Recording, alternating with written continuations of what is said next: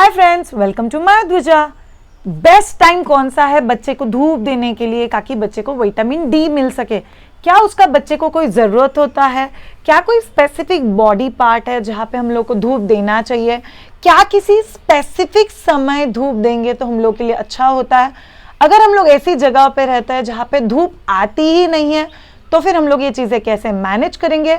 और अगर vitamin D नहीं है तो उसका बच्चे की बॉडी के ऊपर क्या असर हो सकता है? ये सब सवालों के जवाब जानेंगे आज के पर्टिकुलर वीडियो में। कई सालों से, मतलब मेरी परदादी के ज़माने से हम लोग सुनते आ रहे हैं कि एक स्पेसिफिक रूटीन इंडियन कल्चर में तो बहुत ही ज़्यादा फॉलो होता है, जहाँ पे बच्चे को मसाज दिया जाता है और फिर बच्चे को धूप दिखाई जाती है। यूजुअली अर्ली मॉर्निंग की धूप प्रीफर करते हैं। तो ये कल्चरल थिंग जो है, आपने आपके फैमिली में भी देखा हुआ है। एग्जैक्टली उसके फायदे क्या है? इस समय धूप मत दिखाओ, उस समय धूप मत दिखाओ। ये सुनने में तो बहुत कुछ आता है, बट एग्जैक्टली साइंस क्या है वो जानता है। साइंस में जाने से पहले कुछ रिसर्च सुन लेते हैं। एज पर रिसर्च, करीब 50% ऑफ इंडियंस में विटामिन डी का डेफिशिएंसी पाया गया है। मतलब हम एज अ मदर्स में ही विटामिन डी उतना ज़्यादा क्वांटिटी में है नहीं, तो हम लोग बच्चों को क्या देंगे?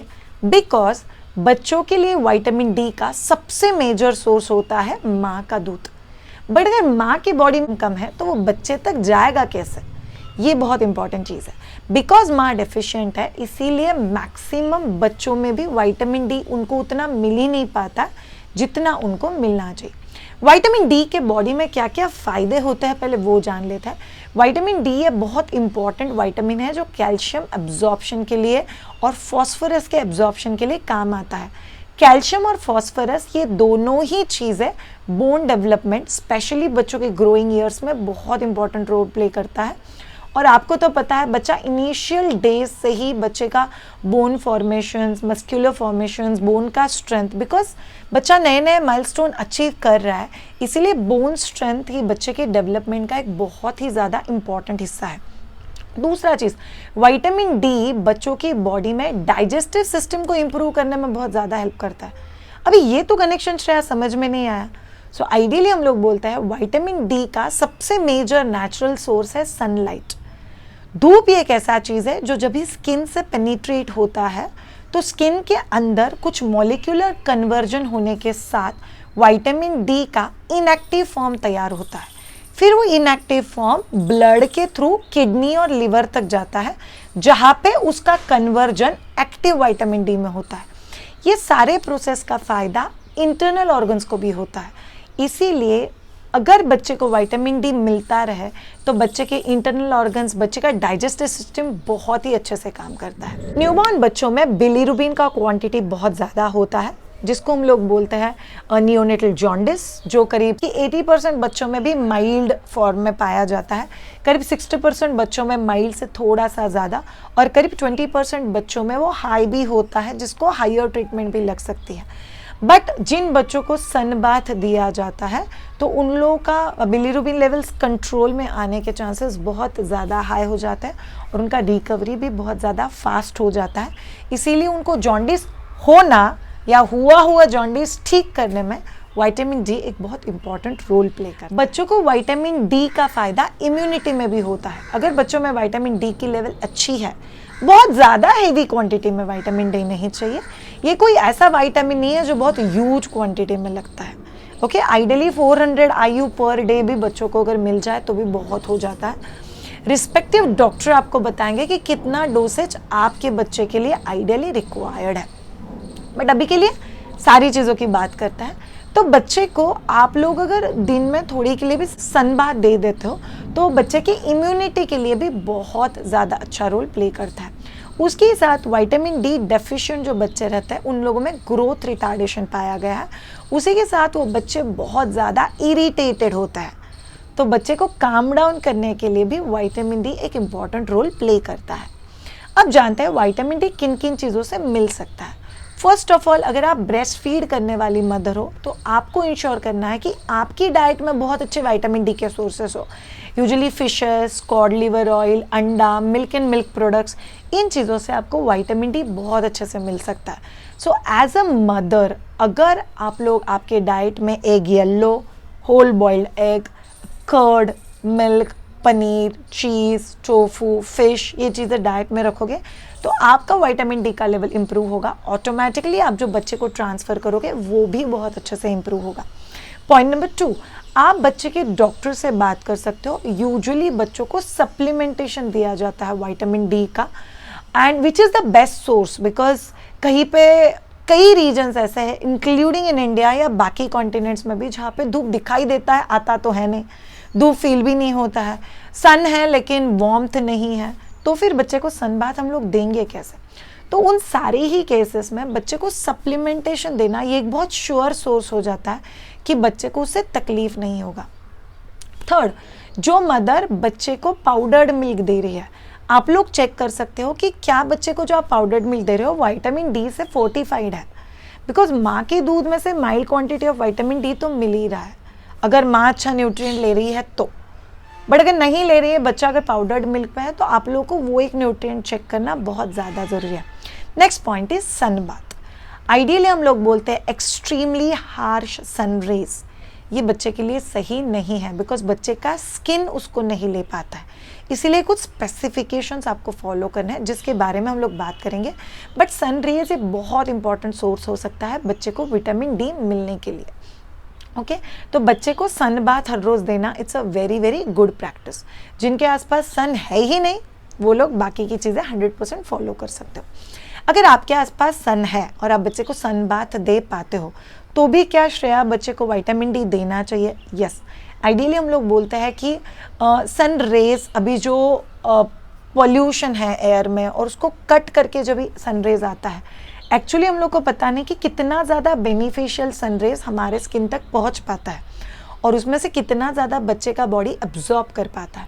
इसीलिए आप डॉक्टर से बात करके बच्चे को अगर विटामिन डी सप्लीमेंटेशन देते हो तो बच्चे के माइल्ड चीज़ें तो मैंने आप लोग को बता दी, irritation, immunity, digestive system, growth, bone strength, इसके लिए वो बहुत इंपॉर्टेंट रोल प्ले करता है। अगर विटामिन डी का मेजर डेफिशिएंसी हो सकता है तो rickets which is again a growth and bone issue related problem, वो भी बच्चों में हो सकता है। इसीलिए बच्चों को विटामिन डी सप्लीमेंटेशन आप डॉक्टर के प्रिस्क्रिप्शन के हिसाब से बच्चों को देना इट्स अ आइडियल सिचुएशन। अब जाते हैं नेक्स्ट पॉइंट पे। शायद सन बाथ बच्चे को आइडियली कभी देना चाहिए?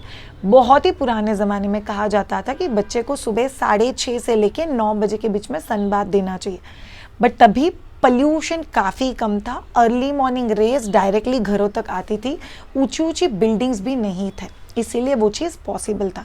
अभी के लिए आप लोग अगर सुबह 7 से 7:30, 8 बजे तक भी घर के बाहर जाओगे तो धूप दिखाई देती है बट धूप आती ही नहीं है, तो बच्चे को सन बाथ देंगे कहाँ पे? तो आइडियली मैं आपके ऊपर छोड़ती हूँ, आप कौन से साइड में रहते हो, कौन से डिस्ट्रिक्ट में रहते हो, कौन सी स्टेट में रहते हो, आपके यहाँ पे धूप कैसा है। याद रखो बच्चों को वो धूप दिखाना है जहाँ पे आप धूप में खड़े रहने के बाद आपको स्लाइटली वार्म फील होता है, चटका नहीं लगता या बहुत ज़्यादा गर्म नहीं लगता, बट थोड़ा सा वार्मथ फील होता है, वो आइडियली बहुत प्रॉपर सनलाइट है जो आपको बच्चों को देना चाहिए। जैसे कि मैं पूना में रहती हूँ, हमारे यहाँ पे वो धूप करीब 8:30 से 10 के बीच में वो बड़ा प्यारा प्यारा धूप रहता है, जहाँ पे खड़े रहो तो आँखों को तकलीफ नहीं होता, बॉडी को गर्म नहीं लगता, चटका नहीं बैठता, वो धूप आपके बच्चे के लिए परफेक्ट है।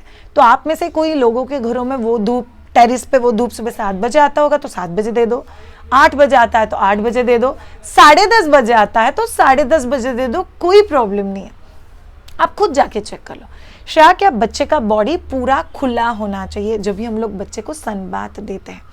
आइडियली 3 एरियाज में सन बाथ देना इज़ वेरी वेरी इंपॉर्टेंट।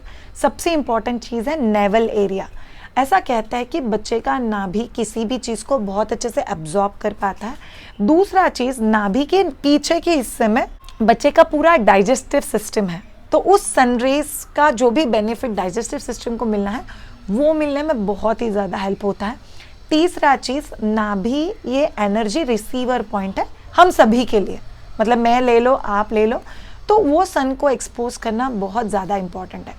आप प्रॉपर माइल्ड धूप अगर बच्चे को दे रहे हो तो बच्चे को आप पूरा नेकेड भी रख सकते हो, या तो फिर नेवल और प्राइवेट एरिया, ये चीज़ें भी अगर आप लोग खुला रखोगे तो प्राइवेट एरिया को लेके भी जो थोड़ा बहुत वेटनेस रह सकता है फोल्स में, या कभी कभी बच्चे को फंगल इन्फेक्शन हो सकता है उस एरिया में, थोड़ा सा सन बाथ देने से वो एरिया भी बहुत अच्छे से फंक्शन करता है।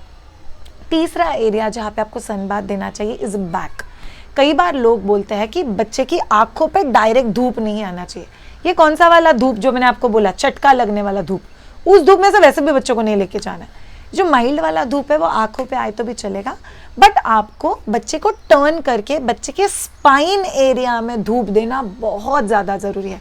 बिकॉज बच्चे का नेक होल्ड करना, स्पाइन को स्ट्रांगली पकड़ना, प्रॉपरली स्ट्रेट मोड में बच्चा बैठना सीखना, हर चीज़ में बच्चे का स्पाइन, बच्चे का नर्वस सिस्टम बहुत इंपॉर्टेंट रोल प्ले करता है।